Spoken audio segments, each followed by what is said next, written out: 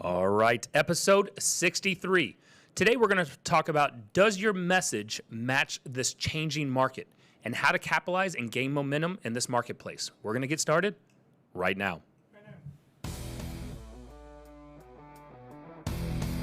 Welcome to the only real estate podcast worth listening to with your hosts Nick Good, Matt Kelderman, and Brian Force. Combined, they have 26 years of experience and have sold over 1,500 homes. Join them each week as they bring you everything you need to know about real estate. And now, here are your hosts, Nick, Matt, and Brian. All right. What's up, everyone? Just one time, Derek, I want you to keep playing the intro song. Oh, just for that insane key change. It's just like, what? You want a key change? Da-na-na-na-na. It's so crazy. I love it. We're still waiting for you guys to go back and just do this acoustic style. That was a blast. You have That to was pay fun. for that one the next time. Oh yeah, that was the first one. The first one was free. So, speaking about the first one being free, go over to touracademy.com. Go sign up for our webinar on how you can take 10 plus listings every single month. So touracademy.com/take 10. Take 10. Watch the webinar there. It's going to prompt you to sign up for $1. Lots of courses. Brian is hounding Matt and I to get some new courses out. They will be out soon. I promise you that. Right, Matt? They will be. They will be. Quick question. What do you guys want to see? I'm struggling with ideas. For those of you watching live, Brian has given me ideas already, and I will get to those. And I also want to know what we don't have in there that people want to see. So That's go true. over to touracademy.com, look at the courses, and say, this is missing. And Matt would be great at it. Oh, somebody from Oklahoma wants to talk to me, but it's not the right time. Boo. I'm on TV, folks. Calm down. So touracademy.com/take 10. Sign up for the webinar. It's going to prompt you. Once you watch that, first of all, in that webinar, a lot of great information. That's Yes. free. It's going to tell you, we're going to talk about lead conversion, lead sources, and then sign up for Tour Academy, $1. And then from there on, it's $27 a month or $197 lifetime access. And you'll be able to join us every other week for our Zoom mastermind calls. And then, of course, if you aren't a part of our Facebook group yet, go over to the only real estate group worth being a part of, request access there, join, share, and have fun. Ooh, I like that. Join, share, have fun. Have fun. Enjoy yourself. Been a lot of fun in there. Elizabeth had a some lead registered today with D's nuts. I had to post a link to the YouTube video for the actual Dr. Dre song from The Chronic, because I feel like we've just gotten like so ingrained. It's like, oh, D's nuts, that's really funny, and it's Yeah. like, no, you guys need to hear why it's funny. But did you Right. see the phone number? Yes, That's Mike Jones's phone number. Yes. Which she said she called and it's not working. That phone number used to work. I'm it sure really? there's no way. What is it? What was the phone number It again? was like a 38 recording when you called it. Yeah. Yeah. Yeah. It was his number, It I was- think, at one time. 38. Was it? What was it? 830-8004. I remember when that song came out, I heard that if you called it, there was like a recording of him talking, but I think that might have been an urban legend. I think that was true. Oh, okay. I think it was real. See, I like- called it one time. As a person with a 5-year-old, I just get roped into calling the Santa Claus number every Christmas, where it's like a recorded version. He's like, ho, ho, ho, kids, be good for your parents. It looks like you know Santa. I'm like, yeah, I do. Talk to him all the time. Do it right. So today we're going to talk about, is your message matching this changing marketplace? And the reason I want to talk about this, we had brought this up in the Good Home Teams team meeting last week. That let me see if I can actually pull it up. But I saw an Inman article that talked about Google searches are soaring for mortgage and home, but the real estate term not so much anymore. Really? Right? And there's one thing that during this coronavirus that they're seeing that buyers are changing the wants and needs in their housing focus, right? So people that once were looking and wanting to be in urban areas are now wanting more suburbia, Okay. right? More spread out because they don't want to be on top of each other. Maybe it increases chances of getting that corona, Right. right? So what does this all mean? Here, dude. Huh? This is pretty deep in this article. It says terms like family home, home office, and living room have also seen more action during the pandemic. Who's Googling living room? So I'll tell you. So these search terms that are changing is that again, I just talked about people that were looking in the urban areas are now wanting suburbia. That people are now more interested in there needs to have a home office. Okay, that makes right. sense. I saw you post yesterday, which we've all been talking about, is what are these companies going to do? Right? Yes. And Twitter announced yesterday that they're just letting their people now work from home. Yep. And you saw how many comments we got on that post in the group, the only real estate group we're being a part of. Dude, there were so many people who were like, so-and-so this, or my niece worked for this person. There was one comment there of somebody that like they actually decreased the employee's pay and said stay home. And so they're like, we're going to pay you less because we no longer have to pay for a space for Which you. I would be pretty pissed about that. Well, yeah, it just seems like, I mean, look, and again, it all comes back to leverage in your job, right? Yeah. Like, so, I mean, you take what you get depending on your position. Congratulations, you get to work from home. Yeah, exactly. By the way, Also, 20% wait, there's decrease in more. pay.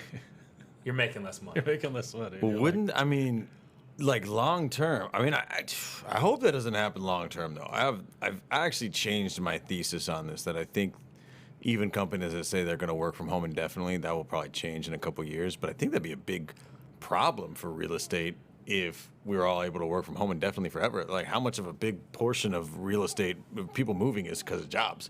It's like the number 2 reason people move. Well, but then here's the thing. But now it will change to be. They need a moving bigger forward. house because they're so annoyed from Yeah. working in their tiny house. They need a bigger So house. here's the thing. Now would they be more open to moving to more affordable areas? Or you could Right? just move. Well, yeah, you could. I mean, there's also, I guess, an argument to be made. Like, some people can't move because of their jobs, but now they'd be able to, right? Yeah. Like, some people are like, "Oh, I wish I could live in Colorado, but I can't move because of my job." Like, Yeah. there might be a whole other sector of Yeah. people that are able to move now. So it kind of goes both ways. And so what we talked about in our team meeting is that the terms and what people are looking for. So now having a home office is a really, really big deal. Yeah. Right. Having more space to spread out, having a lot size that is big enough so they can exercise. Yeah. Feels like they're looking at prisons. Like, Right. you get to go outside Can I once a day. self-sustain on this lot? Yes. For as long And the other part was large enough that they could grow their own food on. Dude, I'm going to be honest with you. This conversation came up today. Like, I am 100% all about having a backyard again because I want to, like, start. Yeah. I even text my aunt the other day. I'm like, hey, what kind of shit grows really good in Texas? Because I'd like to start making my own Maters situation going on. Did it say in that, was it real estate agent or real estate is the less. Real estate. Okay, real estate. So right? people are Googling home more, but real estate less? Yes. Well, they even said there was something there that said they're Googling lender more. And Mortgages. I guess Mortgages. mortgages. Yep. And so maybe I was thinking maybe there's just been a shift in thinking about where they start the process. Sure. Right? Because typically the process gets, I would say the majority, and maybe I'm skewed a little bit, but it feels like the majority of the buyers find the agent first and the lender second, right? Sure. And my thought process might have been maybe they're just looking at starting the search at a different place, and those lender relationships become more important because the lender has first crack at the lead, as opposed to the way it's set up now, where we usually typically engage the lender in the conversation after the initial contact, right? Absolutely. And so it talks about in this one article from Inman, it says a similar but more pronounced trend happened with the term safe home was being searched with multiple major spikes in searches happening in late March. So, when it comes to, it's probably from the real estate side, I think it'd be difficult for us to start saying this is a safe home. People Google weird stuff. It's just not how my process works when I Google things. Like, if I was looking for a home in a safe place, I don't think safe home would be. I don't know. Maybe I'm thinking of something. What do you? I don't know. I got a whole different process for Googling things. I'd be like neighborhood crime statistics or something. Maybe I'm Yeah. more specific. Yeah, you're I'm just more- thinking of this dope who's on there. Is like, well, I need a safe home, so let's just Google safe home. And that makes me laugh. I just Derek feels liked that one. It feels very non-specific. But and here's the thing, like what I notice is one, this is a way to start looking at these trends to capitalize in this marketplace, Yeah, 100%. right? But when you're talking to people, there was, if we go back to last year, I'm sure I talked about how shitty Facebook leads were, Yeah. right? Today, I love Facebook leads. It's the crappiest thing about having all of our thoughts recorded is It's people great. can fact check us real Well, quick. it's perfect though. Like it's perfect that that we can do that because it can show that one, the reason that we were doing so poorly at Facebook leads is that our message was not matching what the people that were inquiring about. Right. Like, Sure. again, if you are going online and you're on an auto dealer's website and looking for a truck and they call you about a boat, hey, you interested in a boat? No, man, I inquired about a F-250. Like, that's basically what we're doing, right? We were putting out the foreclosure list and not giving them anything on that, saying, hey, when do you want to buy a home? When I think that's just part of a larger conversation that agents need to realize that, like, if you're constantly force feeding people shit that they don't want, like, you know what people have no use for until they do? A real estate agent. Why in the world would I need to have, I mean, and I even find this in my follow-up sometimes. It's difficult to find relationship points with people who you don't have a relationship with outside of real estate when there's nothing to talk about regarding real estate, right? And as real estate agents, we all get offended, like, well, they clicked on my ad, so obviously I should be their best friend. They're indebted to me forever. Right? And we just need to realize that, like, guess what? Nobody wants to talk to you until they have a real estate need. It's why it's important when they engage with you to immediately jump on it. And it's also why it's important to understand a lot of these leads need nurturing over time to get them to a point where they want to talk to you about your message in the first place. So what is your message now? So on our Facebook ones, it's having that conversation like, all right, you've inquired about the foreclosure list, you know, through our text and through calls, and we're basically saying, like, are you wanting to buy? Are you interested in a foreclosure to live in or as an investment property? Okay. Right, because then I want to decipher quickly from there. I want to look at, again, which ones are they, and then I'm going to go down, are you a first-time home buyer, et cetera, and then we're going to go into, are you really wanting to buy a foreclosure? Because 98% of the time, they're looking to live in it. Yeah. Very rarely, there's a few investors that actually click on those links. Sure.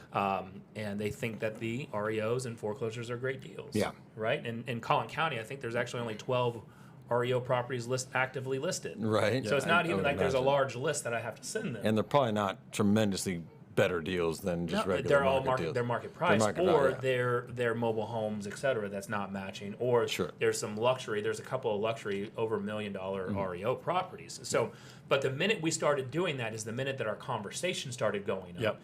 Then we can start building rapport.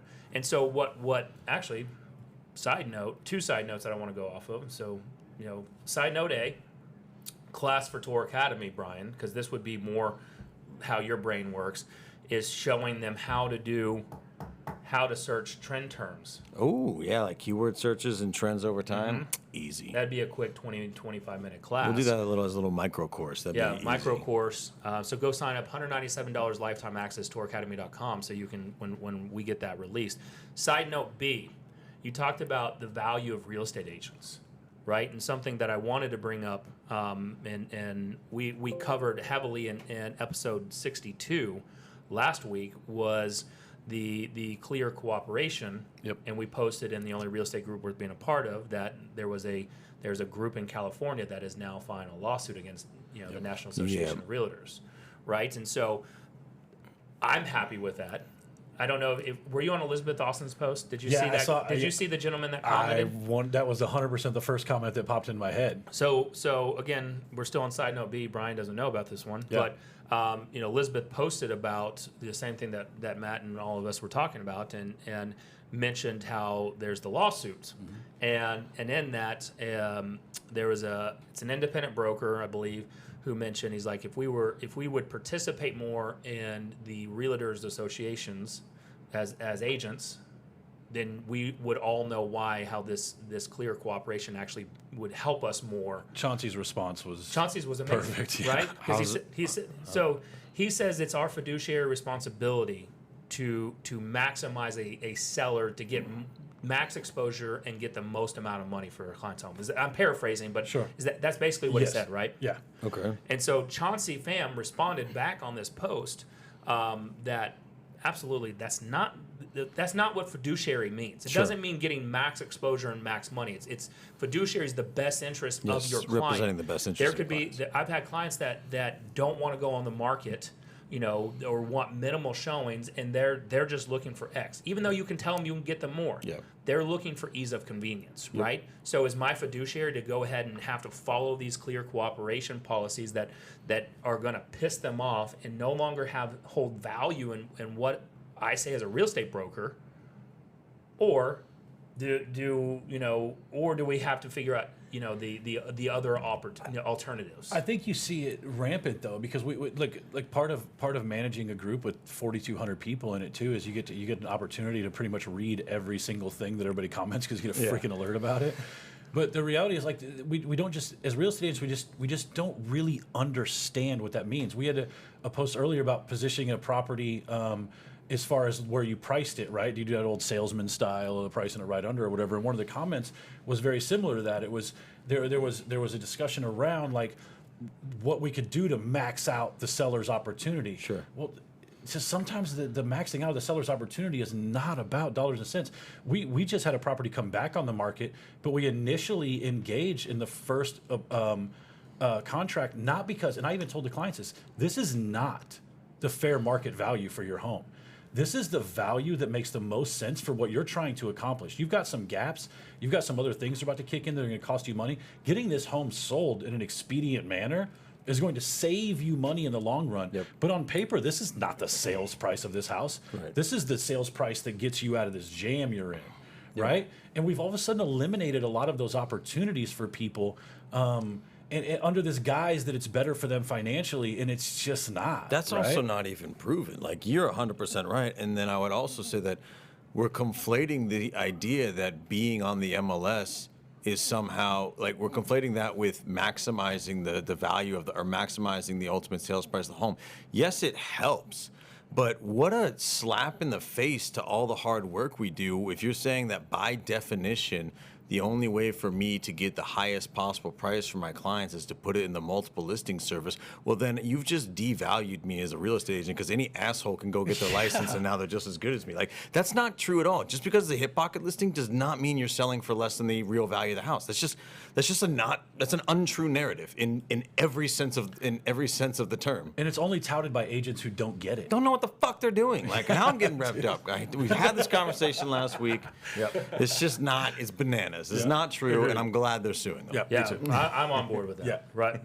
And we are all contributing paying members of NAR, but Yeah. we are against that Yeah. policy. I'm not hard to find. You No. By the way, the person who made that post about pricing was Matt Kelderman. The post is that I was talking about the engagement in the post. Yes. I wasn't trying to beat my own By the post. way, I know your stance on this, and I still disagree with the pricing. Like, psychologically, if you're at 300,000, you price it at 299, even 999, because still, even though we know it from psychological, the way people read it, they read the 2 first, Sure. rather than the 3, and they still think it's a better deal. But I it's agree. not I that can move into that, I though. agree with that too. It's just you're talking about 2 totally different things. You're talking about the psychology of people seeing a 2 rather than 3, but you'd have to measure that up against the vastly Exposure. more eyeballs that you'd be seeing if you price it at 3, because then you're in 2 different search. It's why it's a great. It's a great. And honestly, saying stay on the even number is actually the generic response. And I don't think a lot of. Here's the thing: is I think a lot of agents just say that because it seems like the obvious response. Right. I do agree with you, though. Yep. I don't think they really understand the 2 separate conversations they're having. Yeah. Because I do. There's a part of pricing that I'm, and to kind of half-ass agree with that comment that I disagreed with in that post was. There are times when I will tell somebody there's no point in us pricing in one of these weird spaces either. No. We might as well overprice Sure. to get us to a space where the exposure makes sense, Yep. and then have a plan to move back into Yeah.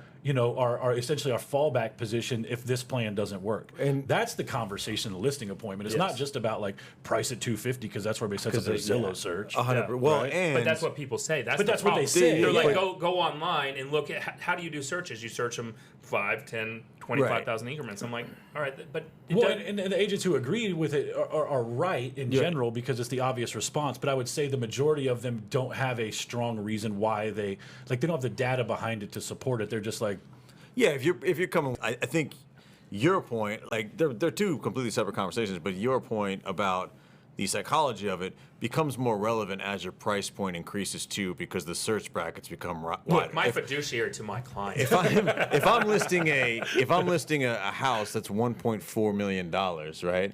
And we're deciding between 1.4 and 1.3999999, the psychology might come into play more because nobody gets on Zillow or whatever they're searching on and searches between 1.35 and 1.4. Yeah, the you know what brackets I are mean? higher up The- top. Yeah, Yeah. they expand, Yeah. so that conversation becomes less relevant as you move up in price. But I also we've completely hijacked this conversation with a listing conversation. but I think- that was But here's side conversation. I think it's really important in all the training we do. This is something I tell agents all the time. Being this to your sellers and why it's important, and being able to utilize this tactic in the right pricing brackets is huge, because under 300 and 400,000, this is actually really important. Yep. This $25,000 increment pricing strategy, it's hugely But how many important. times and I know you know people like this, how many times do you see people go and drive down the road for $1.99 gas versus stuff that's Oh, bro, I had a 203, conversation the other day about right? how my dad used to drive, and it's funny because gas prices have gotten really low, but I remember the day my dad used to drive by 98 cent a gallon gas to get 89 cent a gallon gas, Really? right? Yeah, There's the psychology behind it. I understand the search terms, but let's go back to capitalizing on message matching the marketplace. Right now, search topics such as house for sale, real estate agent, and real estate broker have fallen over the last month as the pandemic spreads, right? And so, if you first off, if you're understanding that, one, you can go and change your marketing dollars right now. If you're spending money on Google pay per click, you can make your dollar go a lot, stretch your dollar out a lot further, rather than just spending money on a falling search term, right? And just being able to have those conversations with your client, because if you're having those conversations with the clients, one, they're probably not thinking about that right off the bat, and two, you're bringing that up. Does that already set that notion that you're the perceived expert, right? And now you're coming off like, well, Brian Forrest didn't tell me that. yeah. I guess that's true, right? Like, there's definitely ammunition there. I guess I would, like, how long that goes on and what the message looks like. When it comes to all that data, there is a point where I think that we can get way too over analytical with our data too. I think that if we're looking at the falling metrics and search terms for different terms and things like that, like, that's super relevant right now. But as we start to move forward again, those things can change very rapidly, right? Like, Google's search words and the trends that go into those things, they ebb and flow probably faster than any other sort of market on earth, just because they're so tethered to current events. Like, what was coronavirus Google search terms in July of last year? Probably basically zero. Now it's people the just number. Googling mortgage just because it's a hot topic. Right 100%. Now, Well, right? they're I googling would say- mortgages. They're googling mortgages right now, also because there's Figure out how Probably to get forbearance and stuff. forbearance. well, they're not, but it's not talking about mortgage forbearance. They're actually doing it for refinance terms. Or right. that. So, Or that, so a lot right. of that's more refinance, because if you go, then there's right now the search term would be mortgage forbearances. That's Sure. the actual search Right. term that's increased. Which would put it probably even higher. I bet you it's higher than even the last recession Sure. in terms of loan forbearances is what that search term was back then. Well, so I think if you're going to try and take advantage of a short-term opportunity, then certainly take note of what people are and aren't searching right now. I wouldn't commit to a long-term strategy based on current, Google search. No, but trends. you need. I mean, the short term is going to help you bring in that immediate lead flow For sure. Which if you're doing your lead generation correctly and properly, then you should have closings. Yep. Right. I mean. Right now, I'm seeing people. I'm still talking to people. At least in Texas, there's EXP's having their shareholder conventions, which the good news is we didn't have to travel for it. It's all virtual, which it should have been in the first place, because that's what I thought that was your And guy. that That was the like the whole whole bit, bit? right? that's the whole bit. That's the Shouldn't whole you be bit. able to take like a kayak over Yeah. to Hades This and is pay somebody 3 pieces of silver? Dude, and we like, I get can past invite some you. I dogs can and invite you shit. in, and we can play on the soccer. We can get a big game of pickup soccer going on. I saw like- Foster posting himself just like chugging through a hall. Yes. I'm gonna stick to Call of Duty. Yes. But in there, they talked about how it looks like Texas and Florida have already bottomed out and are back on the rebound swing of things, right? And so that's one thing I really like about all those conventions, and all the brokerage conventions, Yeah. is that we talk about where the market is, and now they're actually using current trend markets rather than 2019 numbers. Well, and I think here's what's been really fun about this particular situation, and I had a little bit of an epiphany yesterday around Brian and I's leadership in general. Just because you don't know if what you're doing to lead people is right in a time of unprecedented Yeah, uncertainty. when there's no reference. But and so you feel like you're spinning your wheels a lot, and I felt like this early on in real estate, and I used to use this like analogy. It's the reverse of like the monster truck rallies where they have like the big ass truck that has the heavy weight at the back that slides forward and eventually it bogs you down in the mud. Yeah. Real estate's the exact opposite. It's like that weight slides backward. It starts at the top of that truck, and you can't get you're spinning your wheels. The activity is correct. Right. Yep. You just can't get any traction. Yeah. And this whole thing felt like that real quick again. Right? Like it felt like all of a sudden it was so hard to get anybody pointed in the right direction. And it showed up last month. Our pendings were okay, but they were bare ass Definitely minimum, down right? from Right? that, They were right. definitely our BAM, right? This month we're blowing that out of the water. And I think part of that is that as a team and as a group, we stayed on message with that stuff that I said this in our coaching yesterday, I find fundamentally annoying when we just beat the same topic over and over again. But I'm learning as a leader that like people need to hear it over and over and over again. And I think that's, for me, that's what's really separated people in the past 2 months. Now that we've been able to, at least in our market, I know there's some places that are locked down. I always want to like set that up front Right. because I know there's some states like don't bitch at me. Like I know there's some states where you guys can't work. Sure. But in Texas, for instance, like the Texas teams of her group are having a great May because nobody down here really gives a rat's ass about coronavirus anymore. Well, but you even mentioned, but you even mentioned that one of the top HERG agents was she in a state that was She's in Wisconsin. In Wisconsin, and, Yeah.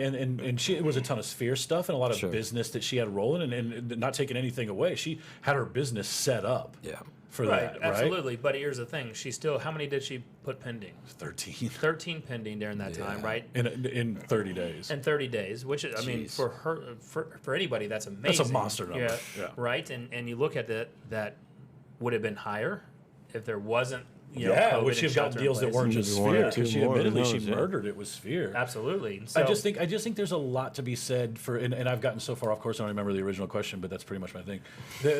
Like I would say, like I do think that the agents who have stayed in activity through all of this and have really focused on the business, and I was scared too, or starting, at least in our market, starting to feel the efforts. I think it's a good general principle overall. You can compare it to anything like sports and stuff like that. Like a professional sports team, when they go out to practice every day, they don't do radically different stuff every day. That would be bananas. They do the fundamentals every day, and they hammer the same message over and over. And that, like Matt was saying, that there was kind of a thing for us as leaders was like, dude, I felt for 6 weeks like we were saying the same damn thing on every power up, every Yes. mastermind, everything. And I was getting bored of it. And I'm a dude who kind of enjoys that repetition because it really ingrains things. And even I was like, dude, I've got nothing left to say. But we kept hammering that message. And honestly, like even me, who's been saying the entire time there's going to be a pinch and then there's going to be a surge, even I am really surprised at how quickly our business has rebounded because I think we've hammered that message the whole time. Like we have exploded this month, which has been cool. And when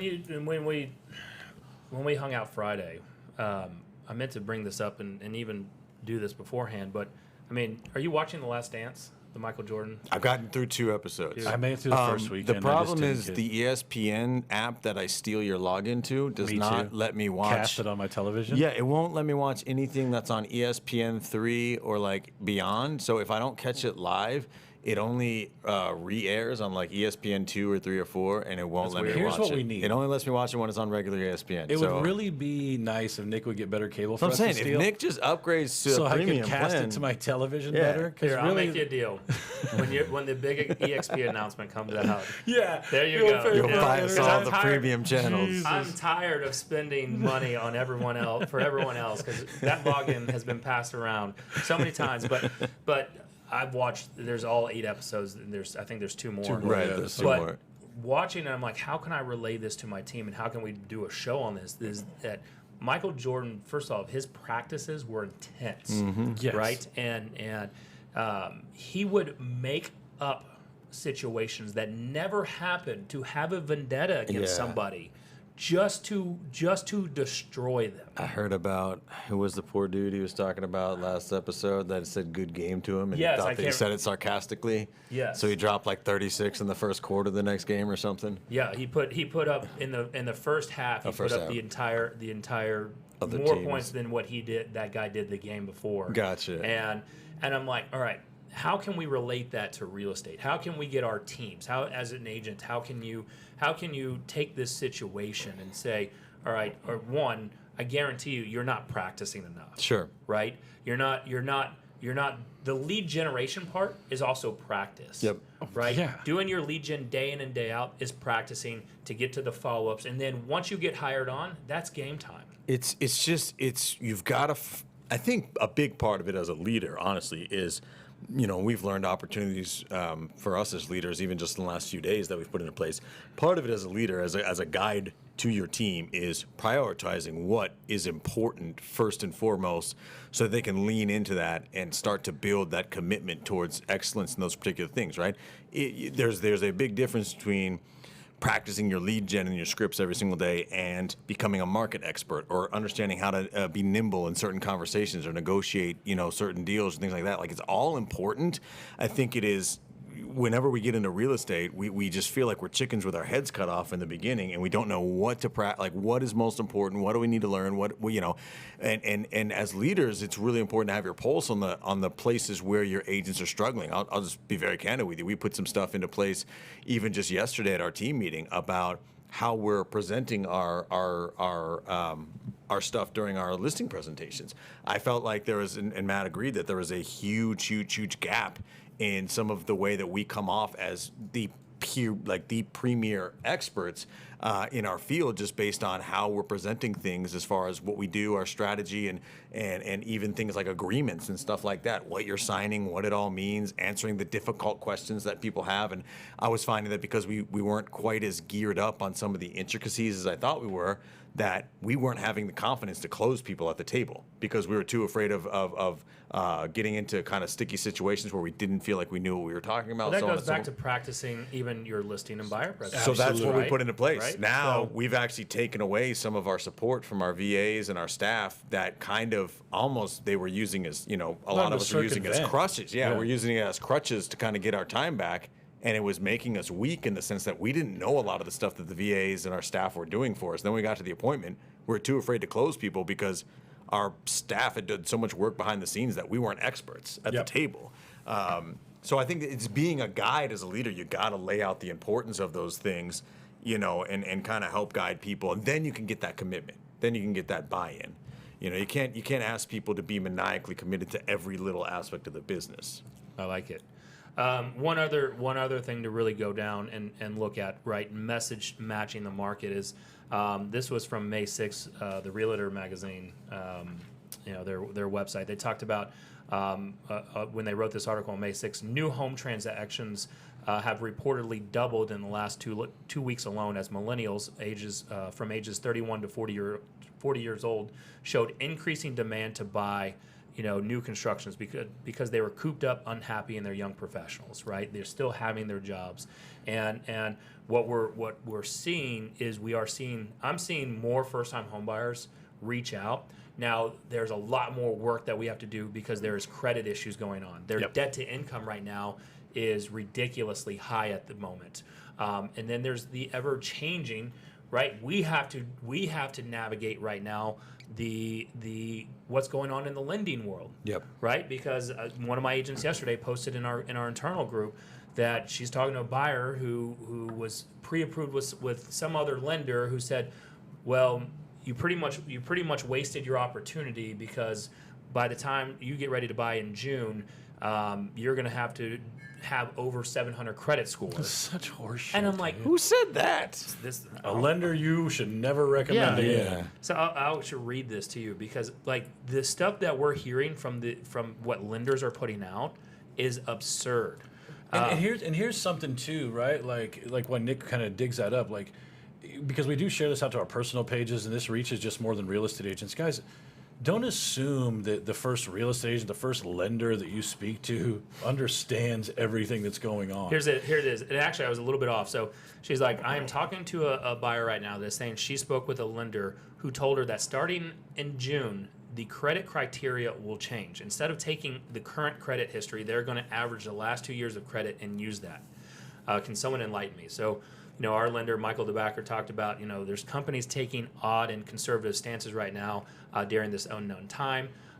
He's like, is like we're seeing a lot of lending companies make these blanket statements, right? And unfortunately, what it's doing and it's hindering the buyers because they're taking that as they're taking that to the bank like, well, I guess we're screwed. So let's just go ahead and re-sign this lease. Yeah. And they could have taken advantage of these stupid low interest rates right now, but they got advice from somebody that was highly uneducated. Sure. And they just on their business card it said senior loan officer. That's the thing. And those decisions, even if they were made, if we're talking about next month, could change at any time. I mean, that's also just kind of a good general rule of thumb when advising your buyers. No matter who your lender is, especially, I mean, with, maybe different policies and stuff, they've got their own thing, but as far as predictions on what rates are going to be next month and stuff like that, any smart lender will tell you they have no idea, because unless you have a crystal ball that contains what the future for 30-year treasury bonds looks like in it, then you have no idea what even mortgage rates are going to look like next month. That's the same thing as me as a real estate agent. I don't know what prices are going to look like in 8 years. Like, it's just, I don't know, so. And I've always, and this is a little bit off subject, but like I've always had a lot of luck just telling people when they ask those questions, like, well, what do you think this house is going to be worth in 5 years? And I'm like, guys, honestly, if I could make that full-on prediction, you think I'd be standing here in front of you having this conversation? I'd be at the sports book. Yeah, dude. I'd be getting Biff's book of good sports from. Speaking of that, that's was it 30?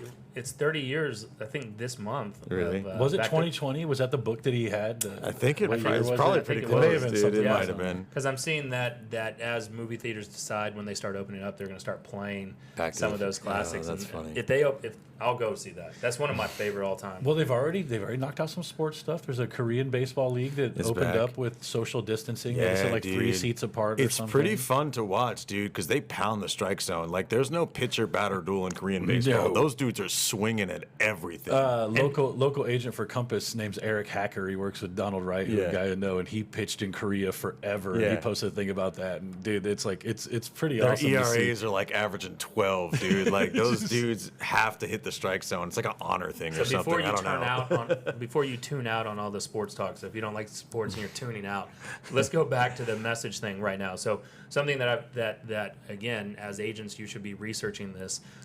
First-time homebuyers are most likely living in dense apartments that lack social distancing opportunities, right? They were seeing an increase of those first-time homebuyers, those young professionals wanting Yeah. to get out, Yep. right?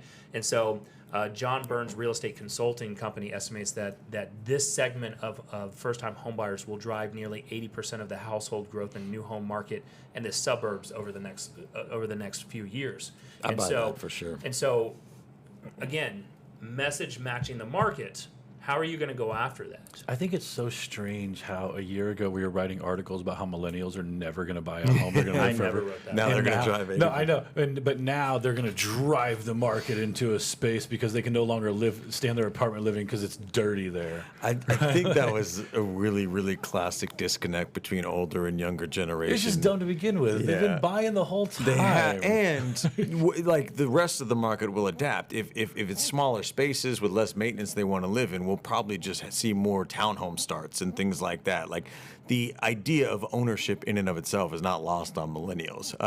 But how to market that, I think that's sort of the message I had been saying, a couple weeks ago. I read that we are 4 million units short in demand in new construction homes going forward.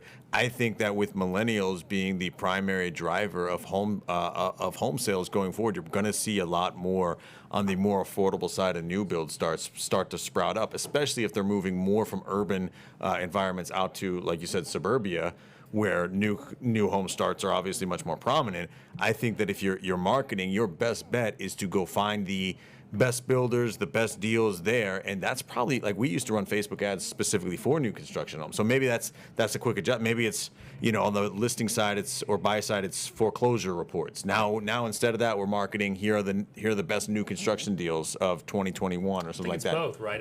Yeah. I mean, our foreclosure ad is converting at a high level right Sure. now because, the way people think is they hear everything, shit hit the fan, Yeah. unemployment's, these unemployment numbers, et cetera.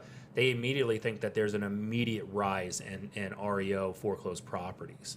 And so it just goes to show that, again, finding the right message and continuing and then going down, that's where the message is always changing and you're Yes. always tweaking it, right? So we talk about that's not the long term. Well, none of your messaging is really long term. Sure, that's It right. shouldn't be.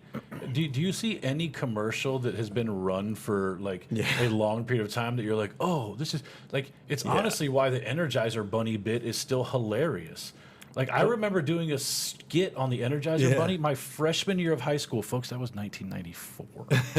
The Energizer Bunny was already a marketing bit, and those guys are still running that dumb pink-ass bunny out there. But the reality is most of your marketing, their message isn't the same. Yeah, the top of their your little funnel. mascot's the same. Yeah, but your top of your funnel changes all their the time. brand awareness is fine, but your message should change pretty frequently. Yeah, once they're in your database and your network, your brand and your message probably is relatively consistent because it's more about who you are, why they should work with you, what your value is, and stuff like that. But the message to get them into the funnel changes with the market all the time. Absolutely, with current events and just the state of the market and things like that. I agree. I agree too. What's your $1 billion deal? Do we have one? I don't think I have one today. Do we want to hit this real quick? I mean, Yeah, we got a couple. Do you we got a guys couple want me of to talk questions. about the question up there, or do you guys not want to see me go on another 25-minute Well, rant? here's the thing: is no, Because I the don't. question was, what do you understand about the forbearance issues, and what do you see in the future? Dude. I No, do no, believe no, I covered no. this 4 weeks ago, but I am more than happy to dive back into even this. Derek's laughing there because he's like, "Holy shit, we have to listen to this." Here's again? the thing: is what I will tell Brian, because I'm going to save him 27 minutes and 30 seconds right now of his life. Is Brian will take 30 seconds to find the link from the show where we talked about this, and he will post it right under your comment, and you can go hear all he has to say. About There it. you go. Was that episode 60? It was a few weeks ago, probably 60. 59 Yeah. or 60, Yeah. Probably 60. And then I text my cousin Shane. He commented on here, and I love it when we actually get consumer style questions. Right? He's not a real estate agent, but I come from a long line of bakers, so he's a baker as well. And so like he's just like one I got I think it's just cool because that's a market. What he's talking about, that's what Dallas looked like 4 years ago. Sure. Like that insane multiple offer situation. So I texted him on the side, told him I'd answer him. But I just love the fact that we've got people watching the show now who are asking like consumer style questions too. Which, Well, you can't say like you're going to answer the question and tease like. well, that's no, a tease. okay, I won't tease like, it. What's but the question? The quick question is he's in Madison, Wisconsin, and he's going to be in the market for a home soon. He's got a lot of people in their market. They're offering $15K over ask, and they're getting hammered, right? Like, here's the thing is, if that's the market, that's like I want to give you a better answer. But here's if homes are appraising, and people are able to meet that demand, or then yeah, that's the way it is. I think it's a perspective thing, yeah. 100%. And I think as a buyer, the thing that here's what I would always advise my buyers to do in that market. Because as an agent, I've said it before and I say it now. And I don't care what anybody says in any post we put up. You are not writing the market price for the home. You can market it. You can do all kinds of cool stuff. You can maybe get them a little bit more. But if you think you're rewriting the market in your area, you're a jackass. I will challenge you on this all day long. You know what? I love when Matt goes off on something. There's 'cause not I a know single- exactly. I know exactly what he's. Matt's topics are about Facebook. They drive me posts. crazy, bro. No, I hate get it when it. people flex in a weird way. There's no agent. If you are a single agent can and prove to me that your list price versus sales price is over 100%, I will Yeah, give you consistently for like your career, then you can't do it, dude. Or here's what I will tell you: That's you ain't banana. taking enough business to be That's- relevant. Yeah, if you have a real you're small doing sample that. size, then maybe you can. But yeah, over time but with my- a lot of but transactions. I would- From March 1st through Yeah, today, I'm to the 100. end of the week. We're Yeah. 100 no, March 1st through today, we're at 102%. Yeah, There I've you got go. 17 Flex. offers on one. I've got 17 offers on one listing. Since I put that listing on the market, I've gotten 17 offers on all my listings. yeah. Like, get the fuck out of here, man. That's so That's, true. look, that's a good marketer. It is a great marketer, right? It's also bullshit to people who actually know the difference, right? Yeah. But here's what I will say: I would always tell clients in that position, and I would use a baseball analogy because I think it was relevant to the people I was talking to. Don't be Tom Hicks.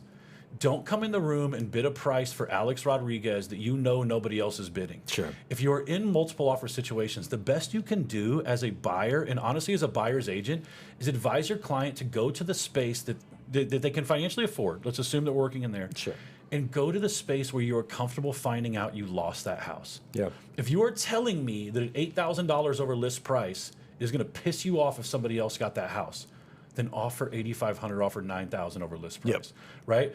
Don't tell me that you would be upset if you didn't get the house at $8,000 over list and then offer $3,000 over list. Yeah, exactly. Right? Your message doesn't match your actions. No, it doesn't. At all. 100%. But I also don't think that agents set the right expectation because Oh, I agree. we Agents focus, don't handle it agents focus and they get their clients focused on the final number. Like if you're going 15,000 over, let's say it's 300, so you're paying 315,000.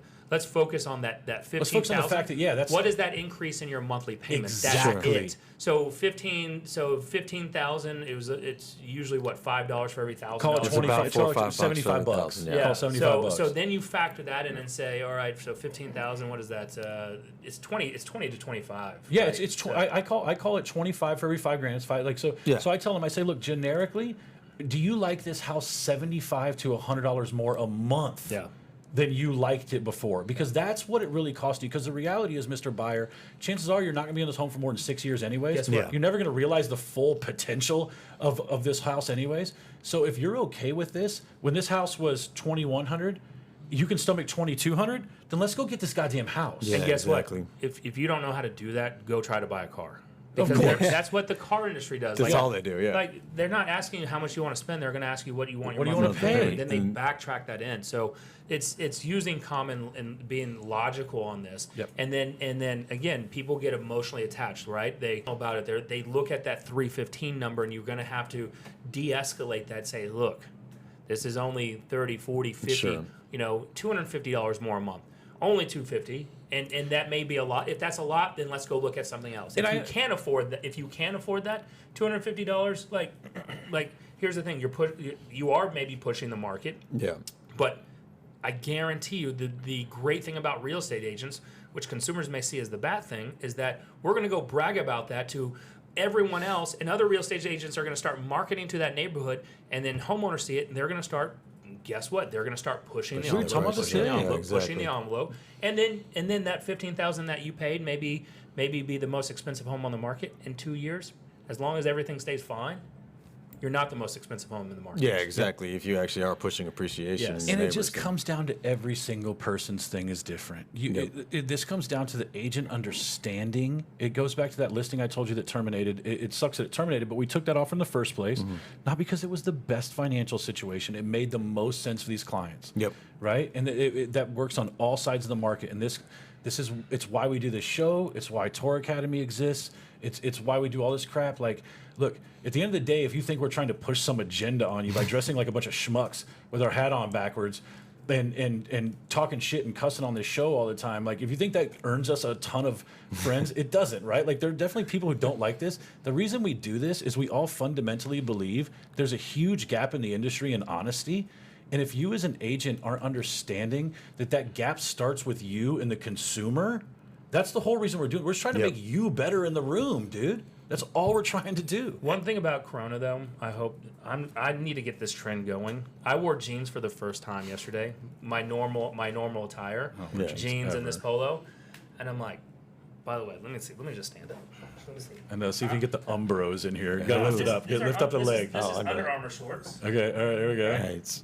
Just a crotch shot the whole there, but I've been perfecting the polo and athletic workout shorts look Right. Yeah. with a backwards hat. You think that's going to be I never even thought about that. How is dress code in general going to be affected on the other side of the pandemic? Like if people just given up on So if looking I go on a nice. If the dress code for me gets affected anymore, I'm going to go into listening hall that's naked. So if I'm gonna go on a listing appointment, if I show up like this, do I still look like the perceived expert? I kind of think in this I think you get a pass right now. I'm trying to think about in 6 months from now. Like, are we all gonna make a social agreement that clothes don't really matter? Like, we're just gonna look at each other and be like, why are we doing this? We all got a wicked behind the scenes look into everybody's life. It's over the weird. past Yeah, it's like, 21. why when I go get a job, I have to go to Kohl's and buy slacks? It's fucking weird as hell, right? Like, I'm still the same person. Like Brian's ever bought slacks. I'm just, at Kohl's. I'm just like in general, like, why are we doing this? It's so, like, is that? If we can find old photos of Brian Force, the beginning Dallas Preston Road days, Oh, bro.